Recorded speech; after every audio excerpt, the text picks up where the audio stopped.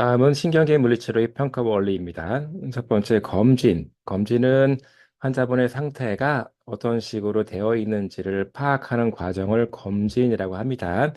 먼저 이제 과거 병력을 알아야 됩니다. 그래서 어, 예를 들어 뇌졸중으로 환자분이 왔다라고 치면 그 외에 다른 병들이 있었는지 또 어떤 치료를 했는지 등등 관련된 것들을 좀 아는 것이 치료에 큰 도움이 됩니다. 그런 걸 바탕으로 해서 진단과 예후, 중재를 결정할 수 있기 때문에 그렇습니다. 그리고 물리치료사가 전문적으로 실시하는 선별 검사 또는 특수 검사들이 있습니다. 경우에 따라서는 다른 전문가들을 의뢰해서 전문 소견과 정보를 취합해야 되는 경우도 있습니다. 예를 들어서 뇌를 손상받은 사람들이 어느 정도 뇌 손상이 있는지를 알기 위해서는 MRI와 CT 등 관련된 집중 검사를 통해서 의학적 검사를 통해서 기본적으로 알 수가 있고 그런 거를 해석해서 특별하게 손상된 부분을 잘 알게 되면 기능 장애와 어떤 예후들을 예측하는 데 큰 도움이 되기 때문에 다른 전문가들의 소견을 같이 취합하는 것도 굉장히 중요한 그 단계라고 볼 수가 있습니다. 그리고 다른 계통에 또 다른 문제가 있는지를 파악하는 것도 필요하고 그 외에 전문적인 평가를 시행해서 중재 계획을 세우는 것이 중요하겠습니다. 일단 병력에 대한 거는 의무 기록과 건강 데이터를 검토합니다. 일단 병원에 오게 되면 기본적으로 하는 검사들이 있습니다. 그래서 그 검사에서 어떤 건강상의 문제가 나타나는지를 좀 아는 것도 중요하겠고, 또 필요한 경우에는 환자랑 보호자 면담을 통해서 정보를 취합할 수가 있습니다.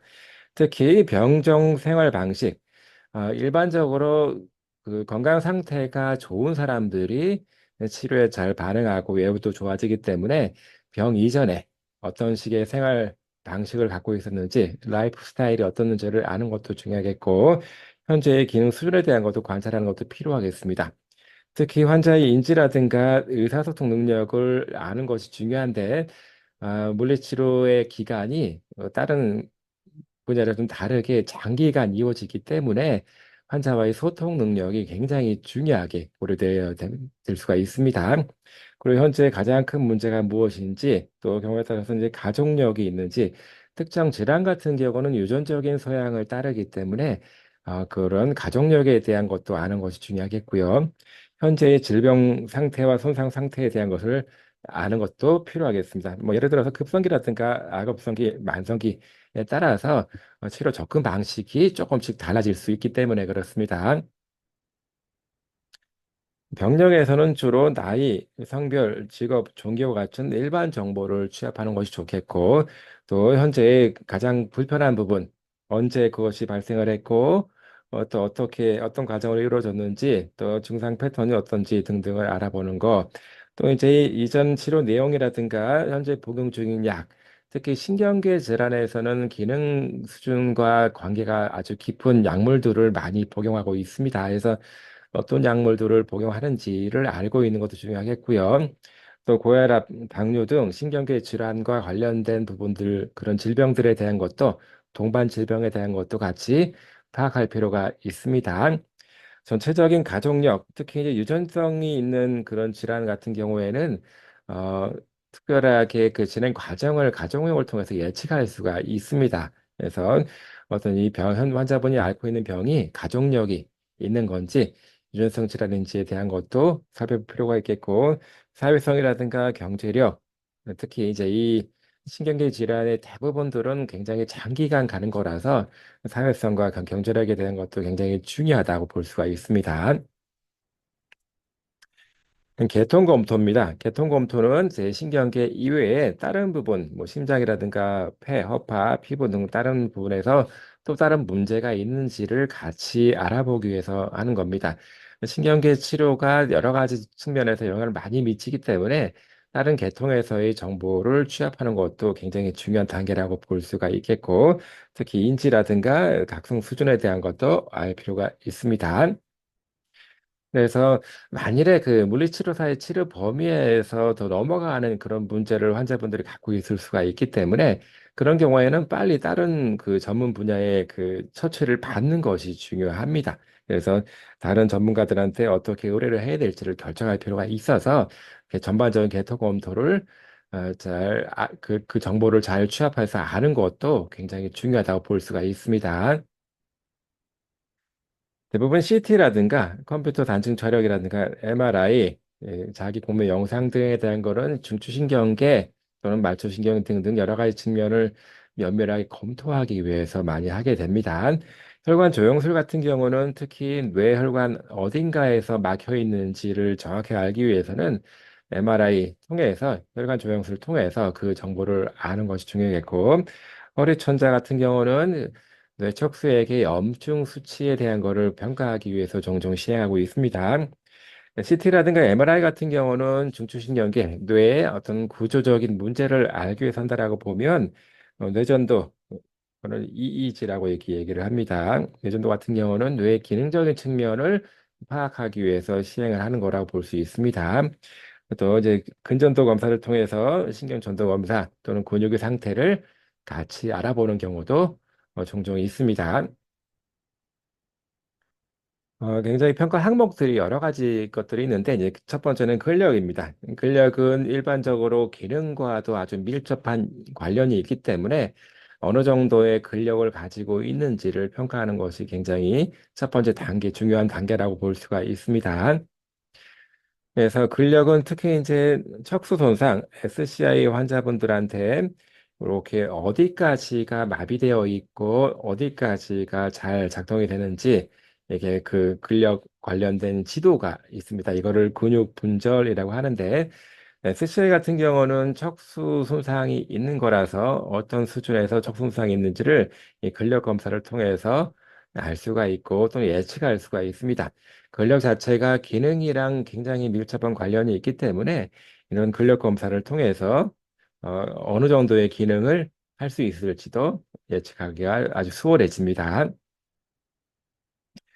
감각과 지각입니다. 감각이라고 하는 거는 피부를 통해서 또는 감각기관을 통해서 들어온 변화와 정보를 감지해 주는 거를 감각이라고 하고 그걸 해석하는 과정을 우리는 지각이라고 합니다. 뭐 예를 들어 손가락이 아프다라고 하는 거는 손가락 부분에서 어떤 감각 변화가 있는 거를 의미하는 거고 그거를 해석하는 거는 뇌에서 뇌의 손가락을 담당하는 부위에서 해석하는 거, 그 지각을 통해서 이루어지는 거라고 볼 수 있습니다. 여러 가지 항목으로 방법으로 검사를 하는데 예를 들어서 얕은 감각 검사라고 하는 거는 피부 감각을 주로 얘기하는 거고 깊은 감각 검사라고 하는 거는 피부 안쪽에 있는 근육, 힘줄과 관련된 거로 볼 수가 있습니다. 반복 근육의 반사 검사를 통해서 이제 깊은 감각 검사를 하기도 합니다. 두 점 식별 검사라고 하는 거는 두 점을 찍었을 때 두 점으로 인식하는 그 거리를 측정하는 겁니다. 예를 들어서 넓게 두 점을 딱 자극을 하게 되면 피부에서는 그걸 두 점으로 분명하게 인식을 하게 되는데 그 두 점의 간격을 자꾸 줄이게 되면 어느 순간에는 그거를 두 점이 아니라 한 점으로 느끼게 될 수도 있습니다. 그래서 그거를 두 점 식별 검사라고 하고 입체 인식 검사는 예를 들어 손바닥 안에다가 열쇠를 쥐든 또는 동전을 쥐든 이게 열쇠인지 동전인지 그 맞추는 게 되겠습니다. 피부의 감각을 통해서 입체적인 모양을 예측해 나가는 그런 검사라고 볼 수가 있겠고 서화 감각 검사라고 하는 거는 예를 들어 손바닥에다 글씨를 쓰고 이 글씨가 어떤 건지를 맞추는 것 또는 손바닥에 그림을 그리고 손바닥에 그려진 그림이 뭔지를 느낌만 가지고 알고 있는지를 검사하는 거를 서화 감각 검사라고 합니다. 아까 이제 근육에 대한 지도가 있으면 피부, 감각에 대한 지도도 있습니다. 척수 수준에 따라서 어느 부위가 어떤 척수 수준을 지배하고 있는지를 여기 지도화시킬 수 있는데 이거를 피부 분절이라고 합니다. 이 피부 분절이 굉장히 복잡하고 많기 때문에 이거를 전부 다 암기를 하면 좋겠지만 그 현실적으로 좀 어려운 부분이 있어서 랜드마크가 될 만한 부분에 대한 거를 콕 집어서 이렇게 알면 좋겠고요. 그리고 이제 만약에 필요하다라고 하면 이걸 굳이 외우는 것이 아니라 이렇게 더마톰, 피부 분절 지도를 보면서 직접 검사를 하는 경우도 있습니다. 젖꼭지라든가 배꼽, 뭐 어깨, 엄지발가락, 무릎, 뒤꿈치 등등 이렇게 몇 군데를 찝어서 공부하는 경우가 굉장히 많습니다.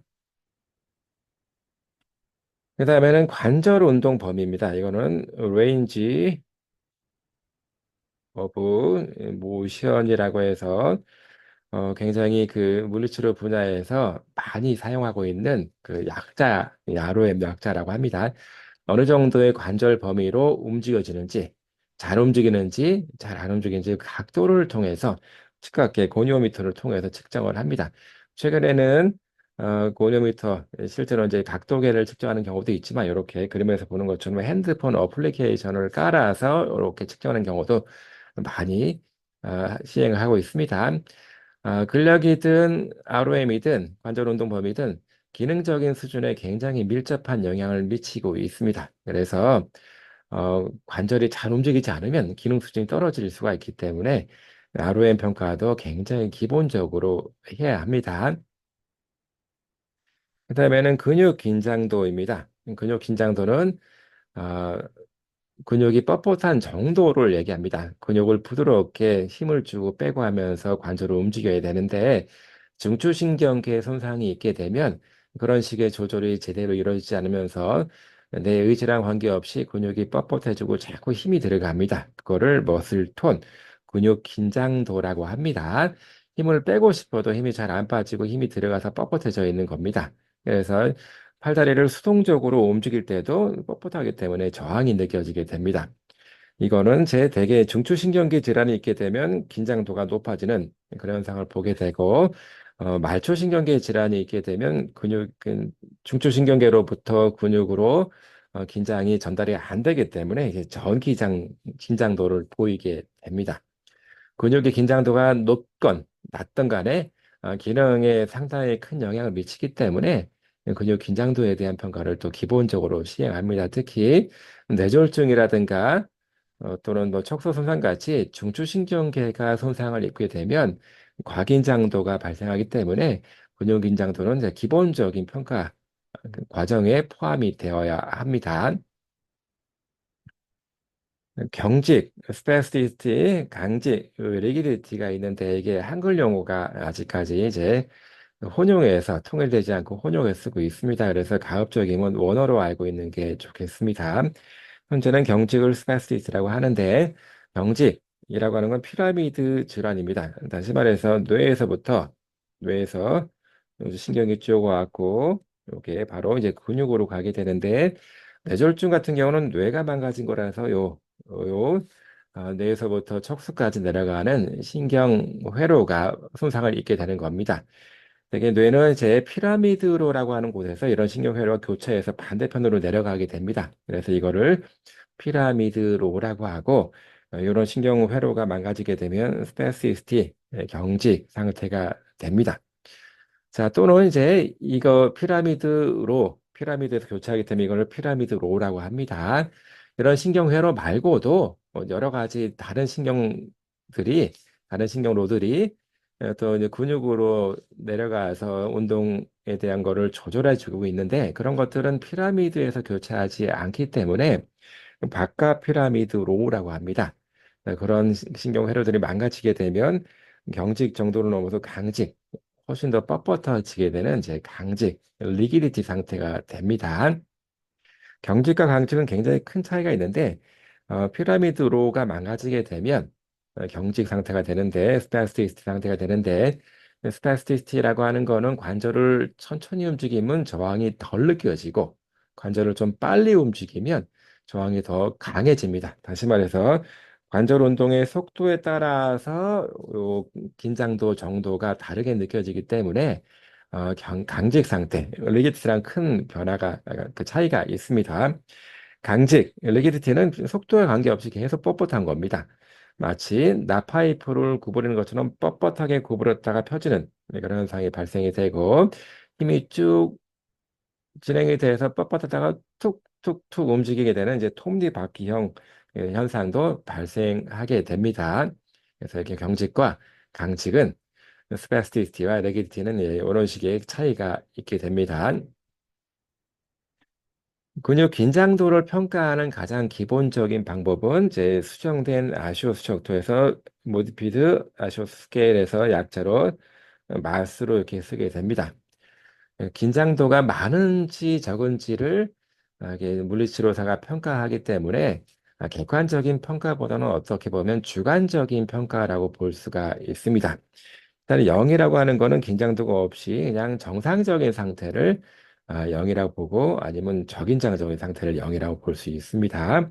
그리고 4라고 하는 거는 긴장도가 너무 세서 팔다리를 굽히거나 펴는 게 거의 불가능하다. 이런 상태가 4점이고, 그 다음에 1점은 긴장도가 느껴지긴 느껴지는데 전체적인 움직임에서 맨 끝범위에서 정도만 팔을 이렇게 펴게 될 때 펴는 마지막 단계에서만 약간 뻣뻣한 기가 느껴지더라.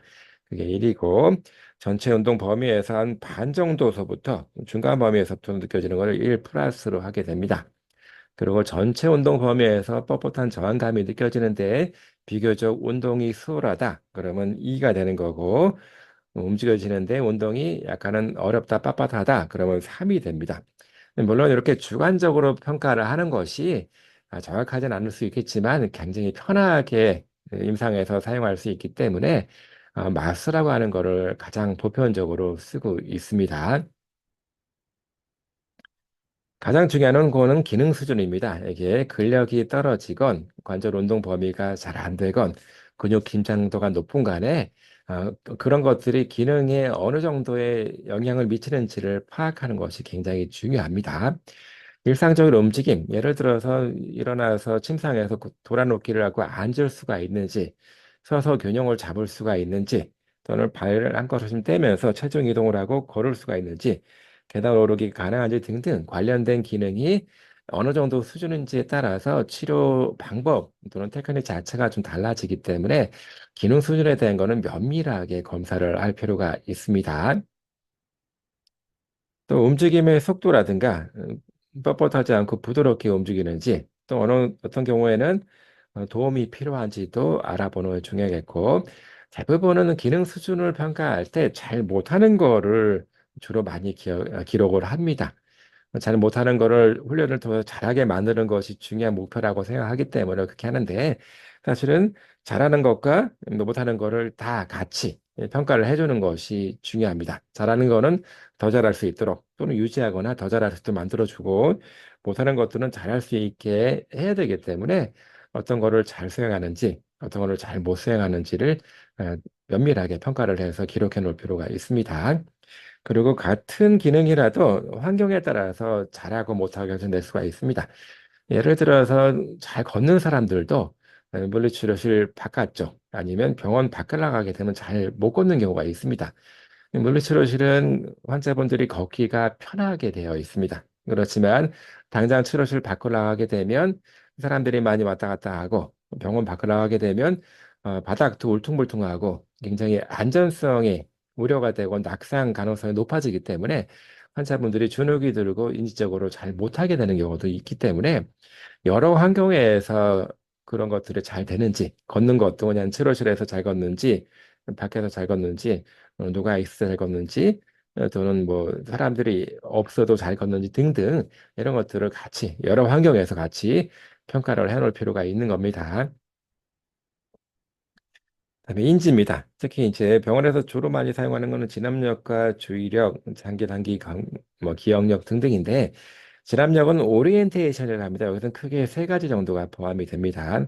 사람을 알아보는지, 장소를 알아보는지, 또는 시간에 대한 개념이 있는지 이런 것들을 천천히 물어봐서 기록을 해놓을 필요가 있습니다. 뭐 예를 들어서 옆에 있는 사람이 가족인지 간병인인지 뭐 친구인지 등등을 알아보는지 그리고 장소가 병원인지 집인지 이렇게 물어보면 되는 거고요.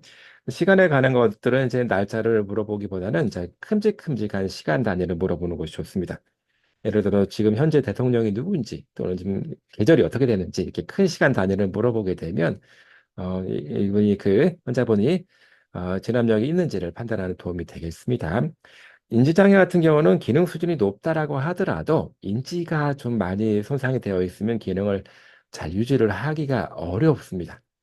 움직일지 말지, 어떻게 거동할지를 판단하는 것들이 전부 다 인지 능력에 포함이 되기 때문에 인지 장애가 있는 사람들은 이제 불행히도 기능적인 측면이 같이 한꺼번에 떨어지는 경우도 있겠고, 또는 치료 자체가 의사소통이 되고 말을 주고받으면서 그걸 이해력이 필요하기 때문에 인지 능력이 떨어지는 분들한테는 그 물리치료사의 지도와 지침이 상당히 전달되기가 어렵습니다. 다시 한번 말하지만 물리치료 자체가 장기적으로 이어져야 되기 때문에 인지 능력 또한 굉장히 중요하게 고려되어야 합니다. 의사소통입니다. 대개 이제 언어 장애가 오는 경우도 있는데 언어 중추는 주로 왼쪽 뇌에 있습니다. 물론 이제 오른쪽 뇌에 있는 사람들도 있지만 대부분의 사람들이 왼쪽 뇌에 있기 때문에 주로 왼쪽 뇌가 망가진 사람들, 그래서 반대편 오른쪽 팔다리가 마비된 사람들이 언어 장애 또는 말 못함증이 발생하기가 쉽습니다. 언어 장애에는 크게 두 가지가 있습니다. 이게 운동 언어 장애가 있고 또는 감각 언어 장애가 있습니다.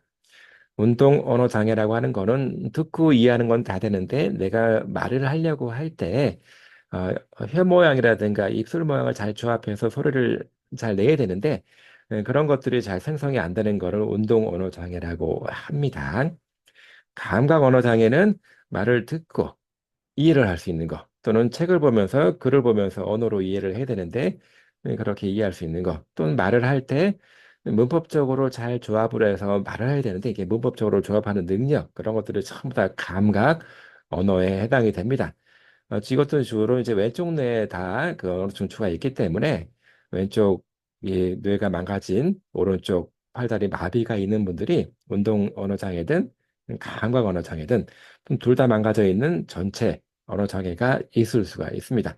물론 이제 언어 장애가 없으면 굉장히 다행스러운 일이겠지만 언어 장애가 생기게 되면 이제 소통 능력에 문제가 발생하면서 치료를 이끌어 나가는 것이 상당히 어렵습니다. 그래서 몸짓이라든가 시범을 보이면서 운동에 대한 거를 또 지도를 하고 훈련을 시키게 됩니다. 언어 장애가 있는 사람들을 이제 이런 방식으로 치료하게 됩니다. 다음은 이제 신경계 물리치료의 중재 원리입니다. 기본적으로 신경계 물리치료의 목표는 전체적인 운동성과 운동 기술, 그래서 기능을 좋게 만드는 겁니다. 일단은 뇌 손상 또는 척수 손상을 입은 거는 뭐 어쩔 수 없는 현실이겠죠. 그래서 이제 그것 때문에 생기는 기능 장애와 전체적인 활동 제한을 물리치료를 통해서 해결해 주려고 하는 겁니다. 정상적이고 올바른 움직임이 나타나면 가장 좋겠지만 그렇게 나타날 수가 없는 경우에는 움직임 전략에 대한 걸 좀 수정하고 해서 그 기능을 잘 수행할 수 있도록 해주는 겁니다. 그래서 전반적인 건강과 웰빙, 삶의 질 등등을 높이는 것을 신경계 물리치료의 목표로 삼고 있는 겁니다. 근데 이제 물리치료사는 병 이전처럼 운동 과제를 100% 완벽하게 수행할 수 있도록 만드는 걸 사실 어려울 수 있습니다.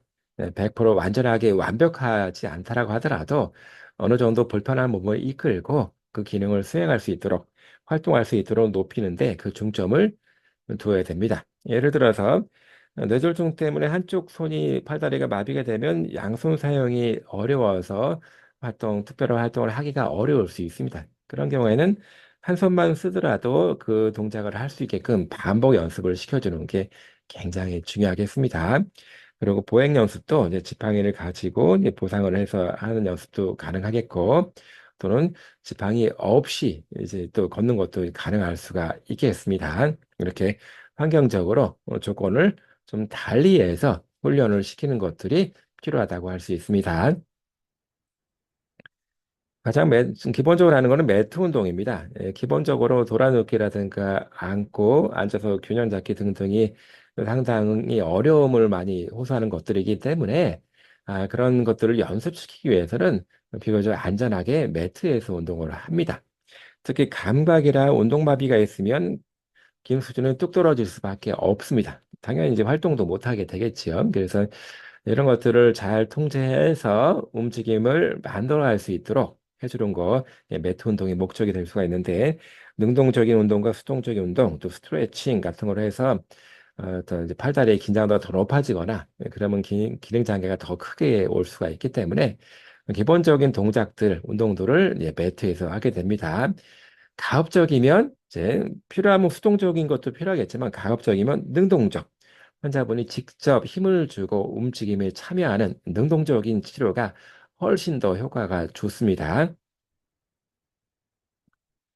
기본적으로 신장 운동이라든가 관절 운동 범위, ROM 운동을 시킬 필요가 있는데 어, 중추신경계가 망가지게 되면 나도 모르는 그 뻗치는 힘들이 생기기 때문에 근육이 짧아지거나 더 뻣뻣해지고 딱딱해지고 또는 관절 자체가 잘 안 움직이게 되는 그런 일이 발생할 수가 있습니다. 그래서 기본적으로 늘리는 운동, 스트레칭과 아르m 운동만 열심히 해도 관절 운동 범위가 줄어드는 것을 예방할 수가 있습니다.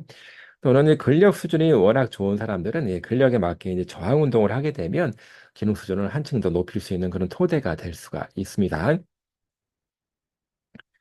매트 운동은 매일매일 시행하는 것이 좋습니다. 그래서 뭐 실제로 병원에서는 이제 입원하게 되면 하루에 한두 번, 뭐 한 번 이상 매트 운동을 하게 되고 또 여기서는 돌아눕기라든가 엎드리기, 앉기, 무릎 꿇기 등등 해서 점진적으로 쉬운 동작에서부터 어려운 동작으로 이렇게 자꾸 진행하면서 운동을 시키게 됩니다.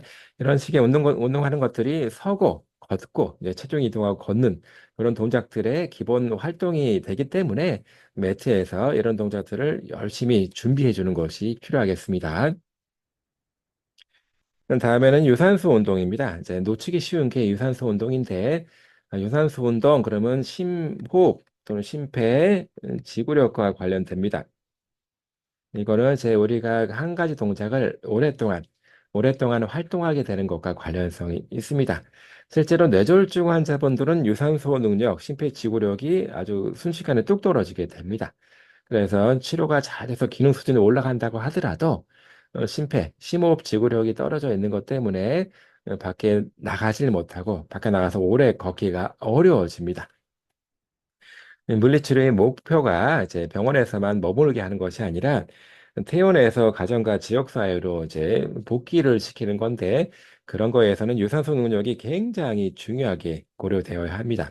물론 이제 근력도 중요하고 ROM도 중요하고 기능도 중요하겠지만 상당히 많은 경우에는 기능 수준이 많이 회복이 됐다고 하더라도 유산소 능력이 떨어져 있는 것 때문에 퇴원을 못하고 계속 병원에 머무르게 되는 그리고 일전 활동으로 복귀하기 어렵게 되는 그런 요인이 되기 때문에 유산소 능력에 대한 것들을 굉장히 크게 신경 쓸 필요가 있겠고요. 이제 병원에서는 주로 트레드밀, 러닝머신에서 가볍게 계속 꾸준하게 걷는 거 또는 피트니스 센터에 많이 있는 뭐 팔 돌리기, 뭐 자전거, 뭐 다리 돌리기 같은 그런 것들을 통해서 이제 비교적 낮은 강도로 오랫동안 활동하는 운동하게 되는 것들을 하는 것이 필요하겠습니다.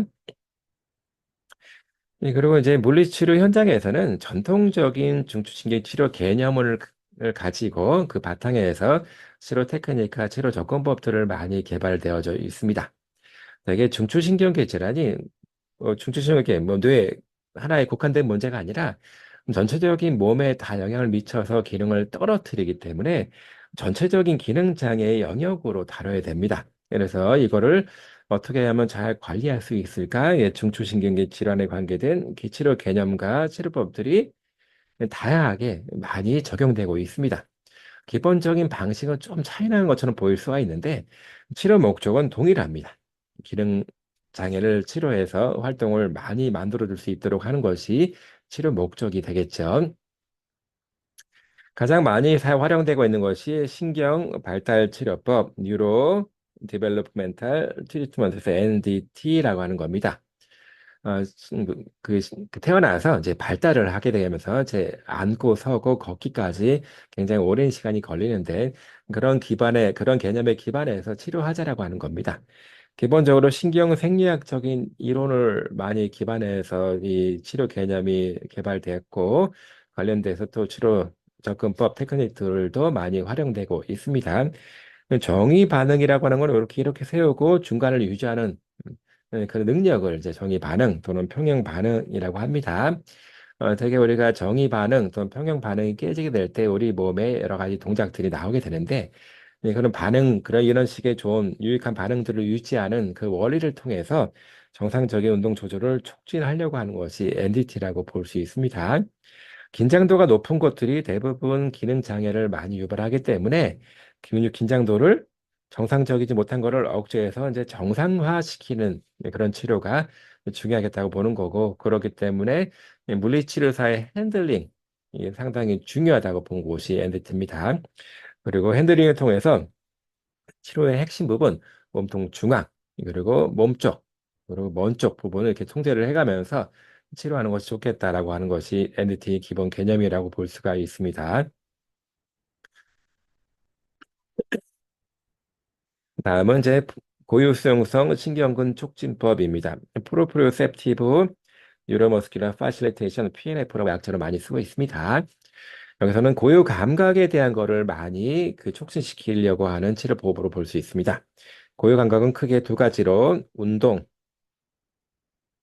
위치, 다시 말해서 내 몸이 어떻게 움직이는지를 내가 눈으로 보지 않고 알 수가 있는 것, 또는 팔다리가 굽혀 있는지 펴 있는지를, 그런 위치를 알 수 있는 거를 두 개를 합쳐서 우리는 고유 감각이라고 하고, 고유 감각을 감지해주는 수용기, 센서들은 근육에도 있고 힘줄에도 있고 인대, 관절 주머니 또는 피부 등 여러 가지 부속물에서 다 있습니다. 그런 것들을 자극을 해서 신경근 조절, 운동 조절에 대한 거를 촉진하자라고 보는 거고, 기본적으로 이제 대각선 패턴 또는 나선형 패턴에 대한 거를 중요하게 고려해서 그 패턴화된 움직임을 만들어 가고 있습니다. 또는 저항을 통해서 근육에 대한 특성을 강화시키려고 하는 그런 것들이 이제 PNF라고 볼 수가 있겠습니다. 브론스트롬 접근법입니다. 브론스트롬은 여러 가지 평가 척도 방법이라든가 치료법에 대한 것들을 많이 개발을 해서 것들을 보급을 했습니다.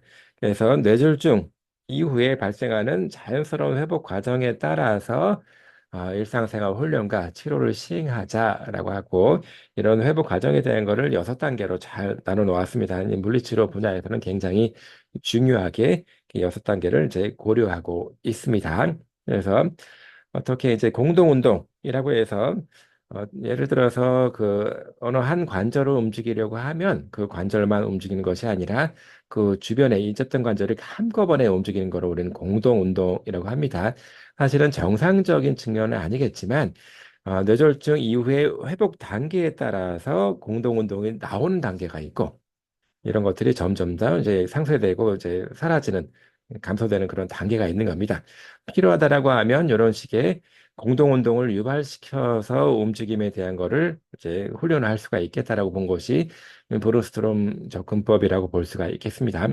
특히 초기 회복 단계에서는 어떤 반응에 대한 것들을 거의 나오지가 않기 때문에, 그런 상태에서는 공동 운동을 이용해서라도 반응을 이끌어내는 것이 훨씬 더 기능에 도움이 되겠다. 다시 말해서 이 공동 운동을 기능적인 측면으로 같이 전이시키는 그런 필요가 있겠다라고 보는 것이 프로스트롬 접근법이라고 볼 수가 있겠습니다. 다음은 루드 접근법입니다. 루드 접근법은 이제 감각 기능에 대한 거를 조금 더 강조한 거라 볼 수가 있겠습니다. 감각과 운동은 따로 떨어뜨려서 분리할 수가 없다라고 보는 거고, 예를 들어서 좋은 감각이 들어가면 적절한 운동 반응이 나올 수가 있겠다라고 이렇게 생각한 겁니다. 그래서 운동 반응을 이끌어내기 위해서 감각 자극을 어떻게 줄 건가를 이제 반응한 것이 바로 어떻게 줄 건가를 고민한 것이 루도 접근법이라고 볼 수가 있겠습니다. 여기서는 이제 이런 거에 기반해서 운동성, 안정성, 조절된 운동성, 숙련 등 네 가지 기본 단계로 치료를 하는 과정을 적용해야 된다라고 보고 있습니다. 다음은 이제 보이타 접근법입니다. 주로 소아 쪽에서 많이 사용되고 있는데, 보이타 접근법은 특징적으로 반응점을 자극을 해서 특정 이제 몸에 여러 가지 반응점들이 있는데, 거기를 어떤 방법으로 어떤 강도로 자극하게 되면 또 다른 움직임을 만들어낼 수 있겠다라고 보는 겁니다. 그래서 이제 반사적으로 이제 구르기라든가 기기에 대한 것들을 만들어 가려고 시도를 하고 있는 것들이 이제 보이타 접근법이고, 보이타라고 하는 분은 이제 이런 접근법뿐만 아니라 아동들을, 소아들을 이제 검사하는 검사법들도 이제 많이 개발을 했습니다. 다음은 이 과제 지향 접근법입니다. 여기서 과제라고 하는 거는 기능을 얘기합니다. 그래서 뭐 과제 지향 접근법을 굳이 다른 말로 얘기하면 기능 훈련이라 볼 수 있습니다. 예를 들어서 이렇게 우리가 잘 안 되는 기능적인 움직임, 과제들을 반복해서 집중적으로 연습을 하게 되면 잘할 수 있게 된다라고 해서 간단한 원리로 이렇게 설명하고 있습니다. 그래서 이거는 환자분이 필요한 과제를 반복 연습하는 거기 때문에 환자 중심적 또는 목표, 지향적 치료 접근 방법으로 볼 수 있겠고, 가장 중요한 요소는 기능적 과제를 반복하고 집중적으로 연습하는 거다 이렇게 볼 수가 있겠습니다. 그렇기 때문에 물리치료사는 환자분들한테 어떤 동작들이 어떤 활동이 필요한지를 먼저 파악해야 되고, 그 동작들, 그 활동들을 하기 위해서 환자분들이 실제적인 능력이 그에 맞는지를 평가해야 됩니다. 다시 말해서 능력이 좀 떨어지는 분들은 똑같은 동작을 하더라도 약간은 보완해서 동작을 시켜야 될 것이고, 실질적인 능력과 기능이 좋으신 분들은 조금 더 어렵게 동작을 꾸민다고 하더라도 잘 따라갈 수가 있을 것입니다. 그래서 이런 경우에는 이제 과제 지향 접근법에서 물리치료사들은 이제 환자분들이 해당 동작을 기능적인 과제를 올바르고 안전하게 수행할 수 있도록 알려주는 이제 교육자의 역할을 한다라고 볼 수 있습니다. 최근에 신경계 물리치료의 패러다임은 이제 근거 기반입니다. 다시 말해서 치료 효과가 있다라고 이렇게 증거가 증명이 된 그런 치료 방법을 쓰자라고 하는 것이 바로 근거 기반 치료에서 에비던스 베이스드 프랙티스에서 EBP로 이렇게 얘기를 합니다. 이거는 물리치료의 추세가 아니라 전체 의학의 추세라고 볼 수 있습니다. 과제 지향 접근법은 다른 치료 방법들에 비해서 비교적 효과가 좋다라고 이렇게 근거를 가지고 설명하고 있기 때문에 최근에 신경계 물리치료 패러다임은 이제 과제 지향 접근법으로 이제 가고 있습니다. 다음은 과제지향 접근법의 그 특정 내용 중에 하나는 억제 유도 치료라고 하는 것이 있습니다.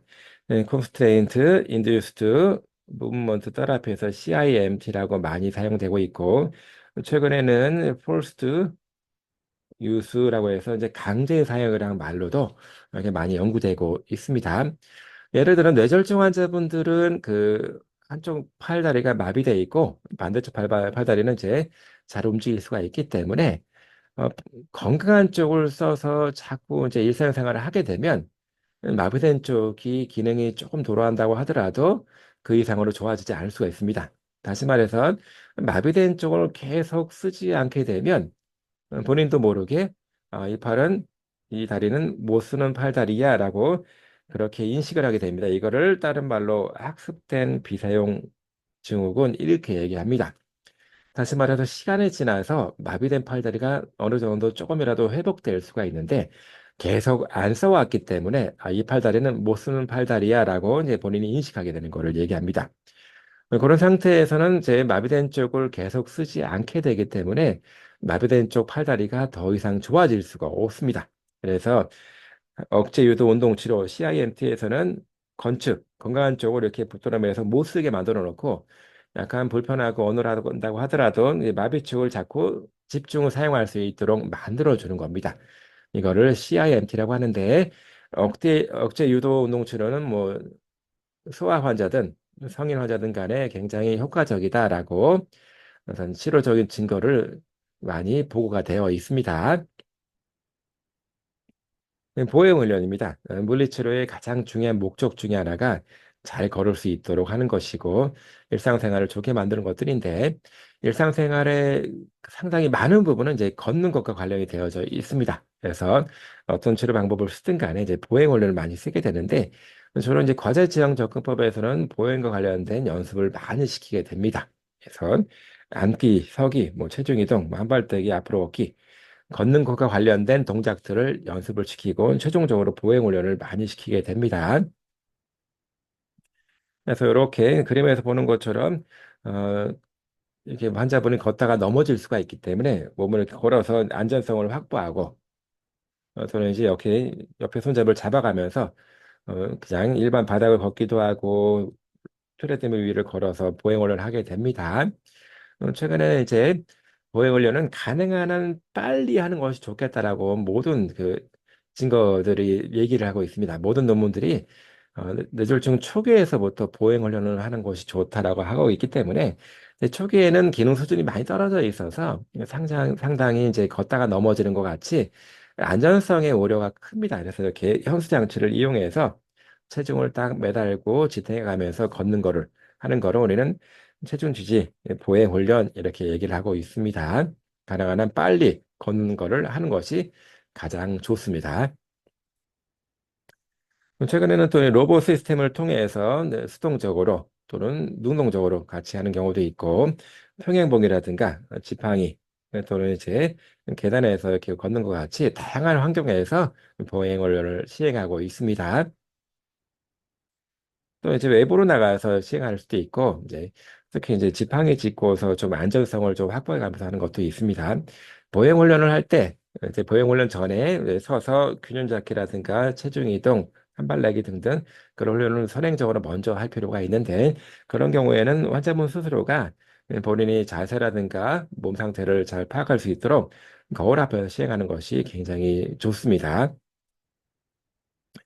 다음은 기능적 전기 자극입니다. 이거를 Functional Electrical Stimulation, FES로 많이 쓰고 있습니다. 마비가 됐기 때문에 동작을 할 수가 없습니다. 그래서 이거를 특정 동작을 할 때 필요한 여러 가지 근육들을 그 동작 순서에 맞게 차례대로 전기 자극을 해서 근육 수축을 만들어서 기능을 완성해가는 그런 치료를 우리는 FS, 기능적 전기 자극이라고 합니다. 종종 이렇게 컵을 잡거나 상지, 팔 기능 쪽으로 하는 경우도 있고, 보행과 같이 다리 기능 쪽으로 같이 보행 훈련과 함께 사용되는 경우도 있습니다.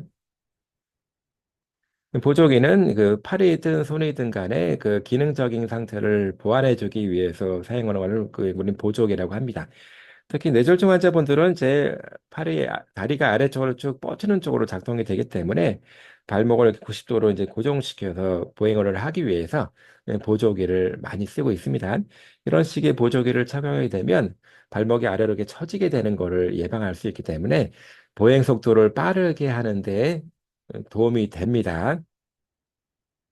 네, 그리고 이제 항상 환자분이 능동적으로 활동해야 됩니다. 네, 특히 이제 뇌졸중처럼 이렇게 몸이 이제 뻗치고 많이 약화된 상태에서는 거의 움직이지 않으려고 하는데 그렇게 되면 전체적인 상태가 자꾸 나빠집니다. 그래서 항상 능동적으로 활동하고 운동할 수 있도록 만들어주는 것이 중요한데 그런 것들을 환자와 보호자에게 교육을 시킬 필요가 있습니다. 또는 여러 가지 라이프 스타일, 습관이라든가 금주, 금연 같이 보호자분들이 할 수 있는 것들을 알려주는 게 상당히 필요하다고 볼 수가 있겠습니다. 어, 마무리 요약입니다. 그래서 중추신경계, 말초신경계 등 손상을 받게 되면 신경 손상이 있게 되면 기능장애, 운동장애와 활동 제한이 발생하게 됩니다. 그래서 물리치료사는 이런 것들을 잘 평가하고 치료 계획을 세워서 기능적인 수준을 올리는 것이 굉장히 필요하다고 볼 수 있습니다. 그런 것들을 잘 유지하기 위해서는 환자와 보호자 교육을 통해서 항상 능동적으로 활동할 수 있도록 만들어주는 것이 좋겠습니다. 대표적으로 제 신경계 물리치료에서 사용되고 있는 치료 개념과 기법은 NDT, 신경 발달 치료라고 하는 거, PNF 또는 고유성성 신경근 촉진법, 브루스트롬, 루드, 보이타 등등이 있겠고, 최근에는 제 연구의 증거가 설립되어 있는 과제 지향 접근법들이 권장되고 있습니다. 다시 말해서 환자분들이 원하는 동작과 활동들을 집중적으로 반복 연습하는 것들을 우리는 과제 지향 접근법 또는 기능 훈련을 볼 수 있는데 이런 것들은 신경 과약성, 뇌 손상을 입었다고 하더라도 뇌가 좋은 쪽으로 변화될 수 있도록 만들어주는 그런 것들을 신경 가역성이라고 합니다. 실제로 신경계가 회복되는 과정에서 신경 가역성이 많이 활발히 이루어지고 있고 운동 학습 원리 이런 것들을 바탕으로 해서 이제 과제 지향 접근법들이 최근에는 많이 활용되고 있습니다.